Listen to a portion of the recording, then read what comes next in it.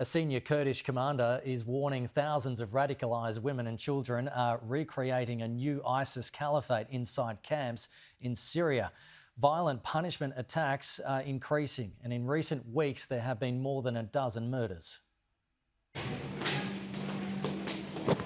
We'd been asked into the clinic of the Al-Hol camp to meet a young woman. 17 years old, we were told, and here because she'd been shot. Marhaba. We're protecting her identity and we've changed her name. She asked us to call her Muna. How are you? If only we could show you her face. It is one of an innocence that was ripped from her when she was just 11. كان عمري 11 سنة وأمي جوزتني غصب عني. أخذت واحد عمره 24 سنة. ولدت عنده 3 شهور وقتل يعني. كنت مجبورة مع عمي أضل يعني عند الدولة. اللي أنا ما بحبه. After ISIS was defeated, she and her radicalised mother ended up in this holding camp for ISIS women and children. She tells us she resisted the extremism. منهزمة يعني خافت أنا اشتكيت عليها مرة عند الإنستايشن جوا وأخذوها وبعدين فكوها وطلعت تهرب فورا يعني هزمت يعني وما بدي يعني أنا ما بديها أصلا. 12 days ago, men came into the tent where she and her friends were sleeping. 4 رصاصات يعني أكلت ببطني وبرجلي 4. هذاك اليوم من الخوف يعني تغبيت جوا البطانية وأجتني رصاصات من فوق البطانية 4. هن دولة يعني مبينين ما حدا عم يضرب غير الدولة. لأن أمي مرة هددتني وقالت لي ما رح حدا يجي يضربك وأنا رح أبعث لهم غير الدولة الإسلامية ويكونوا ملتمين. وفعلا مثل ما قالت أمي جو الدولة الإسلامية هن ملتمين وضربوني يعني. Just outside the clinic, the ideology of the Islamic State confronts us immediately. إيه إذا رجعت أنا بحب أرجع. ليش؟ لأنه هي يعني دولة تقيم شرع الله عز وجل على الأرض فقط. ليش لحتى ما أرجع لها؟ أنا مسلمة وهن مسلمين. This is the sprawling camp where Muna was shot. There are 69,000 people here, most of them women and children, and many of them utterly committed still to their caliphate. There can't be anywhere else on earth like Al-Hol. We're taken to the part of the camp where the foreigners are held.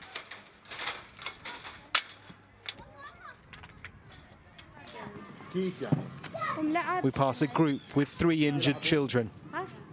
They fell, the woman says, and broke their arms. A stone is thrown. The front line here is children with slingshots.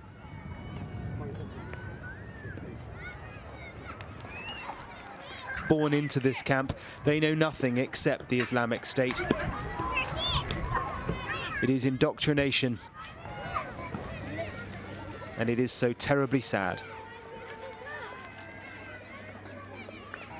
A black bag is a toy kite for those who are not yet throwing stones. This is childhood in Al-Hol. The emptiness belies the mood. 2 men were shot dead here this morning. Marhaba. And a Bosnian woman who renounced ISIS and tried to escape was beaten with iron bars by other women. How are you? The few who do emerge from their tents won't talk to us.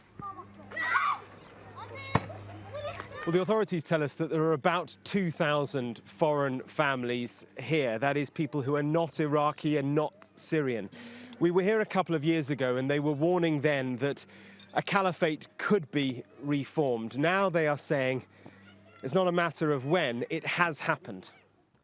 It is the Syrian Kurds who led the defeat of ISIS exactly 2 years ago, and it's they who've now been left with this extraordinary challenge.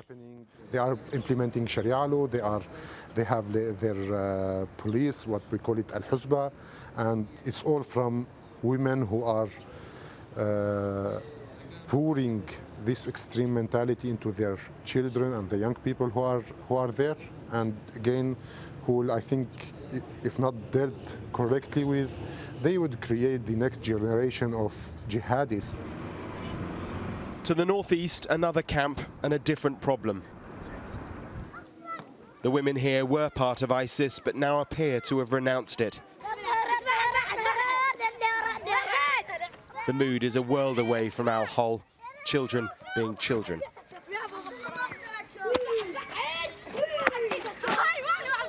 In the last year, 295 families have been transferred from Hol to this place in an attempt to get less extreme women out. But then they are all marooned here. Their countries don't want them back.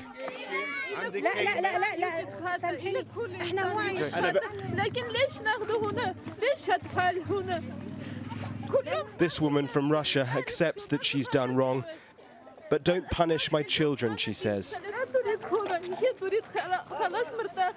Next to her, a Moroccan woman.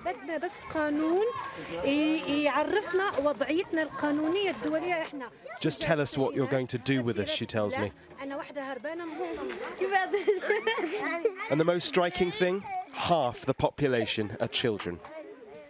No one's suggesting that the answers here are easy. There are very, very complex issues. But from speaking to the women, to the children, to the guards and to the authorities, it's clear to me that doing nothing really is not an option.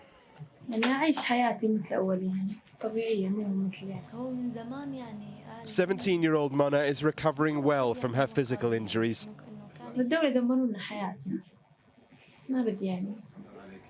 Our encounter caught the attention of the authorities here, and she's now been moved to a safer place.